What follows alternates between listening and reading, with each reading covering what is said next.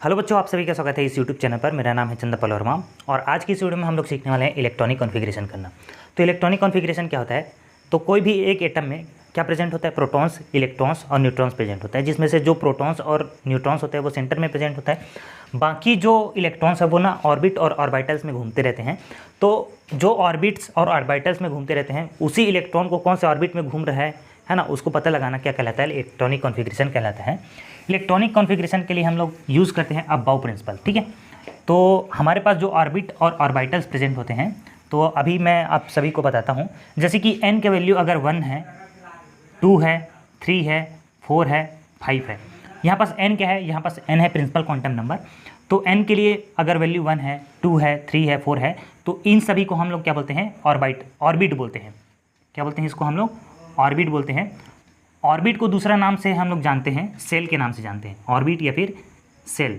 ठीक है, अगर n का वैल्यू 1 है तो इसके लिए जो सेल होता है वो K L M N O इस प्रकार से चलता है। K L M N O 4 है ना, K L M N O ऐसे चलता है। अगर K के वैल्यू अगर n का वैल्यू 1 है तो कौन सा सेल होगा या फिर कौन सा ऑर्बिट होगा? वो 1 होगा। अगर n का वैल्यू 2 है तो L ऑर्बिट होगा। अगर n का वैल्यू 3 है तो m ऑर्बिट होगा।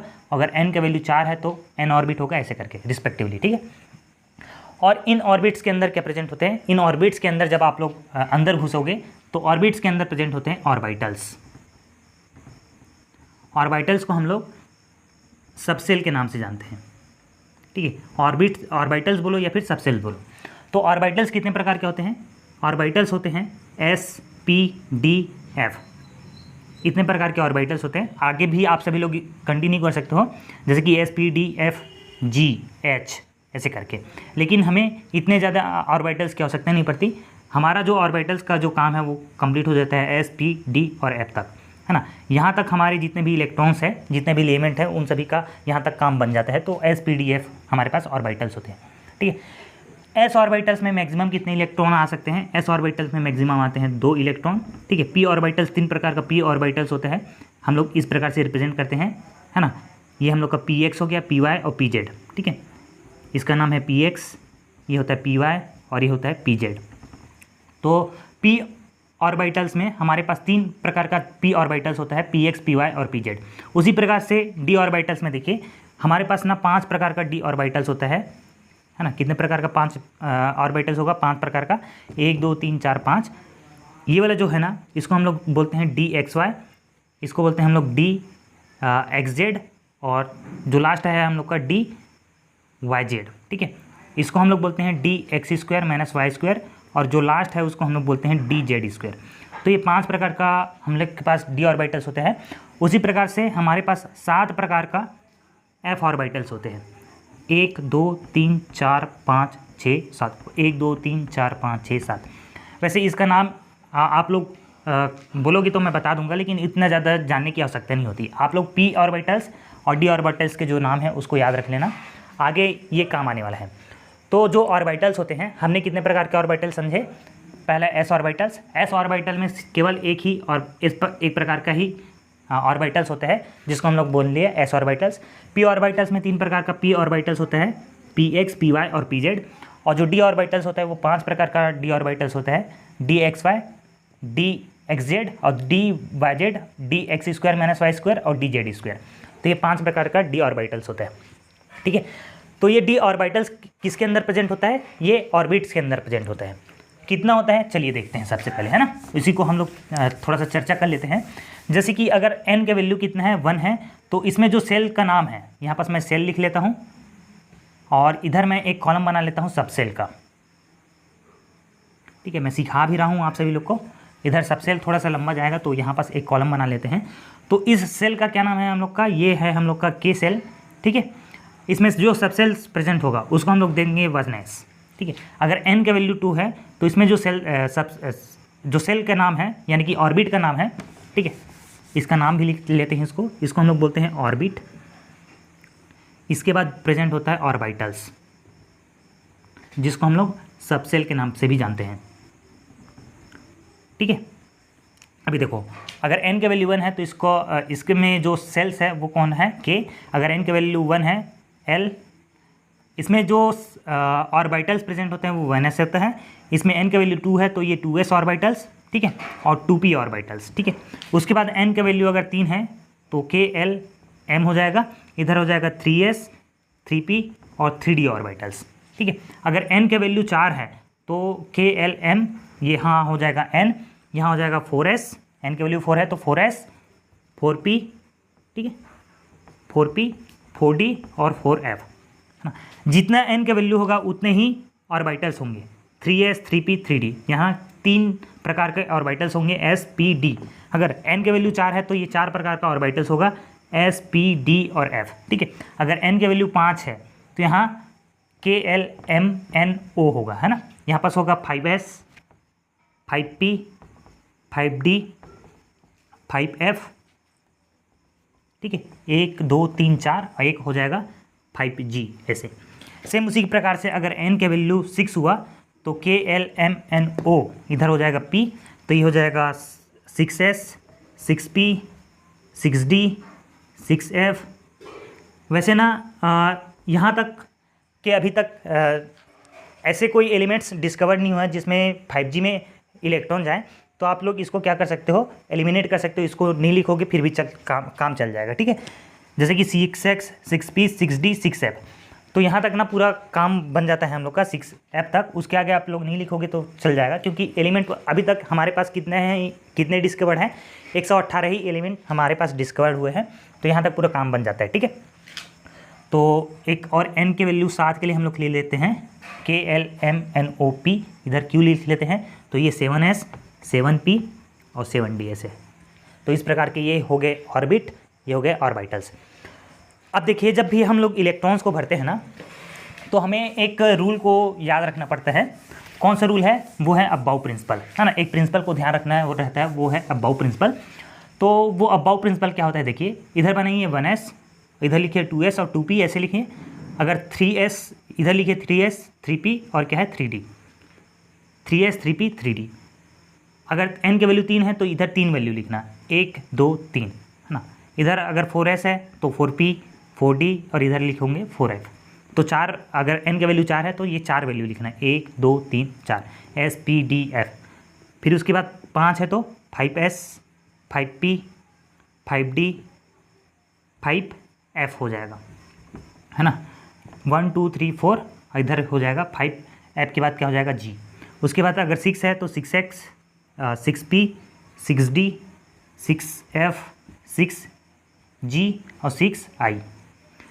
7s 7p 7d 7f 7g 7i और 7h। अब देखिए अबाउ प्रिंसिपल क्या बोलते हैं कि जो ऑर्बिटल्स होते हैं ना, उसको ना एनर्जी के हिसाब से इसने अरेंज किया था। तो सबसे ज़्यादा जो एनर्जी होता है वो सबसे कम एनर्जी होता है वो 1s ऑर्बिटल्स का होता है। उसके बाद होता है ये 2s ऑर्बिटल्स का, उसके बाद 2p फिर 3s, ऐसे एनर्जी का ऑर्डर है ना। इस प्रकार से ऐसे होता है, देखिए। तो सबसे कम एनर्जी किसका होगा, 1s का। उसके बाद क्या होगा 2s का, फिर 2p ऑर्बिटल्स का एनर्जी। उसके बाद कौन सा जगह होगा 3s का, 3p ऑर्बिटल्स का उससे ज़्यादा एनर्जी का होगा। 3p जो ऑर्बिटल्स होते हैं वो 3s से ज़्यादा एनर्जी के होते हैं। उसके बाद 4s ऑर्बिटल्स 3p से ज़्यादा होते हैं। फिर 3d ऑर्बिटल्स का एनर्जी ज़्यादा होता है, उसके बाद 4p, है ना। तो ये क्या होता है, इंक्रीजिंग ऑर्डर ऑफ एनर्जी होते हैं ये ऑर्बिटल्स, है ना। तो ये आप लोग इस प्रकार से कर सकते हो ऐसे, ठीक है। यहाँ आते तक ना लगभग हम लोग का कितना कंप्लीट हो जाता है, 118 एलिमेंट कंप्लीट हो जाता है। इस वजह से जब आप लोग बुक में देखोगे ना, तो ये वाला जो पार्ट है, ये वाला पार्ट क्या रहता है, ये वाला पार्ट जो है रहता है लिखाया नहीं रहता, ठीक है। यहाँ तक हम लोग का क्या हो जाता है, कंप्लीट हो जाता है। तो अगर आप लोग इसको एलिमिनेट करना चाहो इस पार्ट को ऐसे, तो उसको आप लोग एलिमिनेट कर सकते हो, क्योंकि हमारा यहाँ पर 7p तक हम लोग का 118 एलिमेंट कंप्लीट हो जाता है ना। 7p6 तक हम लोग का 118 एलिमेंट कंप्लीट हो जाता है। तो हमें इसकी आवश्यकता नहीं पड़ती, तो चाहो आप लोग इसको रब कर सकते हो। अब कोई भी एक एलिमेंट ले लेते हैं, जैसे कि फॉर एग्जांपल हम लोग ले लेते हैं 21, ठीक है। 21 एटॉमिक नंबर है इसका, क्या है हम लोग का एटॉमिक नंबर है। और हमें क्या करना है, 21 जो एटॉमिक नंबर है ये किसका होता है, ये होता है हम लोग का स्कैंडियम का, ठीक है। तो हम लोग को इसका इलेक्ट्रॉनिक कॉन्फ़िगरेशन करना है। तो जब भी हम लोग इलेक्ट्रॉन भरते हैं ना, तो वो एनर्जी के ऑर्डर के हिसाब से भरता है। सबसे पहले इलेक्ट्रॉन वहाँ भरेगा जहाँ एनर्जी कम है। जिस भी सब सेल्स का या जिस भी ऑर्बिटल्स का एनर्जी सबसे कम होता है वो हाँ सबसे पहले इलेक्ट्रॉन जाता है। अब देखिए एस में कितने इलेक्ट्रॉन जा सकते हैं, मैक्सिमम 2 इलेक्ट्रॉन जा सकता है, क्योंकि जो एस ऑर्बिटल्स कैसे रहता है, देखिए एस ऑर्बिटल्स में हम लोग एक ही डब्बा बनाते हैं। पी ऑर्बिटल्स 3 प्रकार का होता है, पी एक्स, पी वाई और जेड, है ना। ये हम लोग का एस ऑर्बिटल्स हो गया, ये हम लोग का पी ऑर्बिटल्स हो गया। इसमें 3 डब्बा बनाते हैं। पी के बाद हम लोग का डी ऑर्बिटल्स होता है, ये 5 प्रकार का डी ऑर्बिटल्स होता है, ठीक है, 1 2 3 4 5। और एफ ऑर्बिटल जो होता है वो कितने प्रकार का होता है, ये 7 होता है एफ ऑर्बिटल्स, 1 2 3 4 5, इधर 6 और मैं इधर 7 बना देता हूँ, ठीक है। तो आप देखिए जो एक ऑर्बिटल्स होता है ना वो उसमें मैक्सिमम 2 इलेक्ट्रॉन्स आ सकते हैं। तो जैसे कि एस ऑर्बिटल है तो मैक्सिमम कितने इलेक्ट्रॉन आएगा, 2 इलेक्ट्रॉन। पी ऑर्बिटल्स है तो मैक्सिमम कितने इलेक्ट्रॉन आएंगे, 6 इलेक्ट्रॉन, ये 2 2 2 4 और 2 6। डी ऑर्बिटल्स में है तो ये कितना ऑर्बिटल्स है, डी ऑर्बिटल्स कितने होते हैं, 5 होते हैं, तो उसका डबल कर दो तो 10 इलेक्ट्रॉन इसमें आ सकते हैं डी ऑर्बिटल्स में, ऐसे करके, ठीक है। और एफ ऑर्बिटल्स में कितने होते हैं, 7 एफ ऑर्बिटल्स होते हैं, 7 प्रकार के एफ ऑर्बिटल्स होते हैं, तो मैक्सिमम इसमें 14 इलेक्ट्रॉन आ सकते हैं, इस प्रकार से देखो, ठीक है।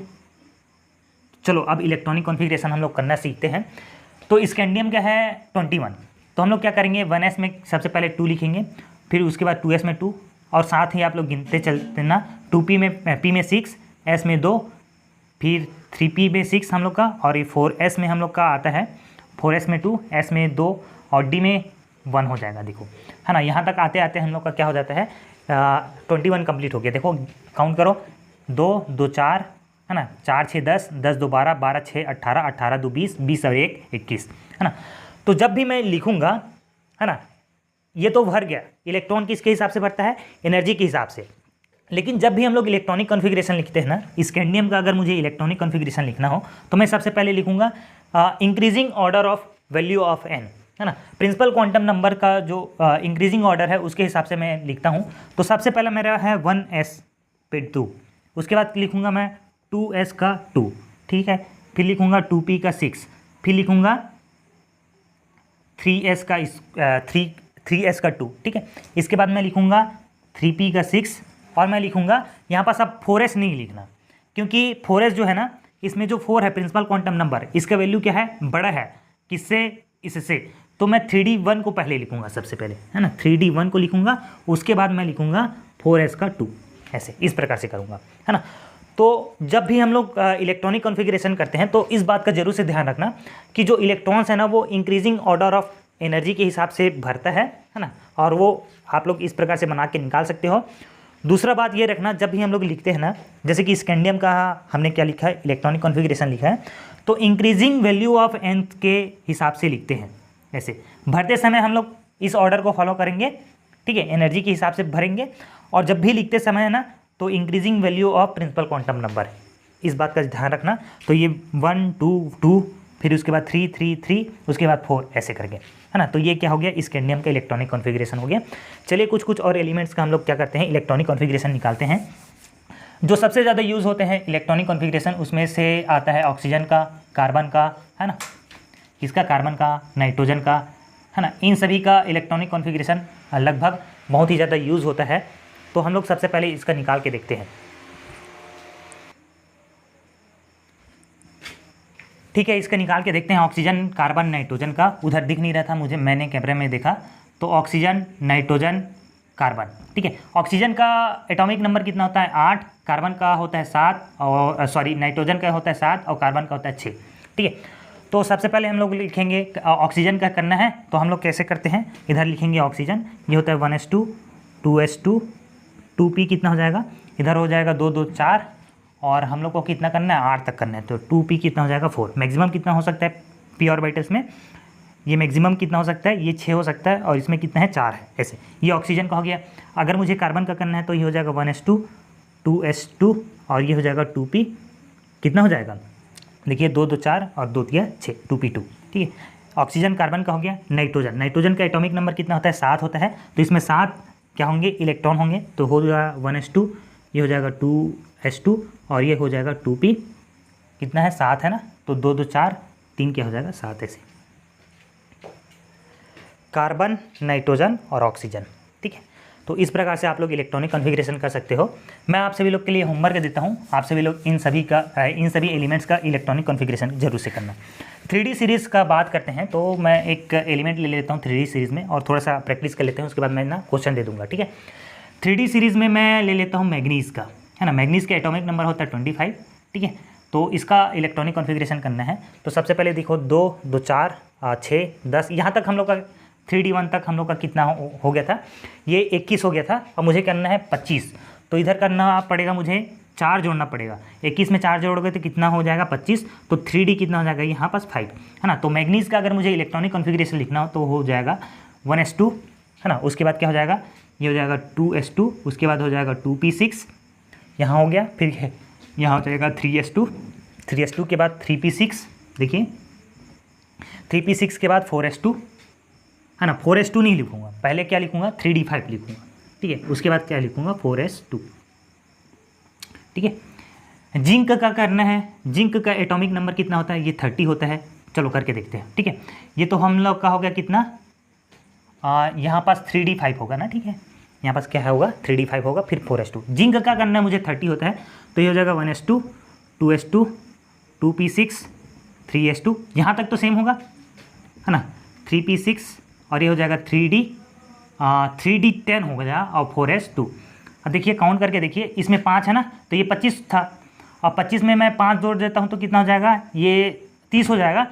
और मैक्सिमम डी में कितने आ सकते हैं, 10 आ सकते हैं, तो इधर मैंने पूरा टोटल 10 कर दिया।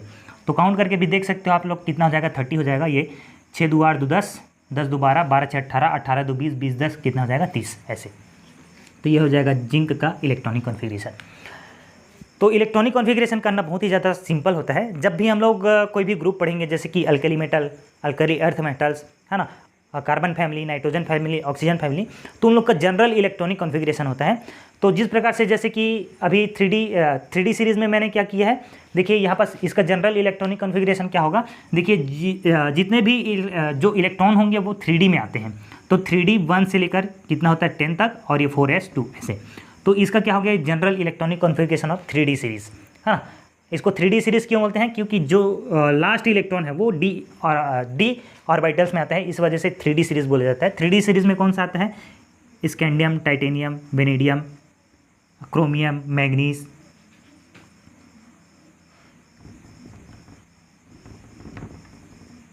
देखिए 3D सीरीज़ ये वाला सीरीज़ होता है जिसमें से 21 से लेकर ये 30 तक ऐसे होता है। ठीक है, scandium, titanium, vanadium, chromium, manganese, iron, cobalt, nickel, copper और जिंक ऐसे। तो 3D सीरीज़ का जनरल इलेक्ट्रॉनिक कॉन्फ़िगरेशन कैसा होता है, ऐसे। तो अगर ये कितना होता है, इसका एटॉमिक नंबर कितना होता है 25 होता है, तो इसमें आ जाएगा 3d5 और 4s2 ऐसे करके। जैसे जैसे आप लोग आगे बढ़ते जाओगे ना, तो ये इलेक्ट्रॉनिक कॉन्फ़िगरेशन करना आप सभी लोग के लिए ऐसे चुटकी का काम हो जाएगा, है ना। तो अभी से आप लोग थोड़ा सा प्रैक्टिस डालिए। मिलते हैं आप लोग से एक और नए वीडियो में। मैं पसीना पसीना हो गया, यहाँ पास पंखा भी ऑन नहीं कर सकता क्योंकि नॉइस आ जाता है। आई होप आप सभी लोग को ये वीडियो पसंद आई हो तो वीडियो को जरूर से लाइक कर देना और चैनल को सब्सक्राइब कर देना। मिलते हैं ऐसी एक और धमाकेदार वीडियो के साथ, तब तक के लिए पढ़ते रहिए, स्वस्थ रहिए, मस्त रहिए। जय हिंद।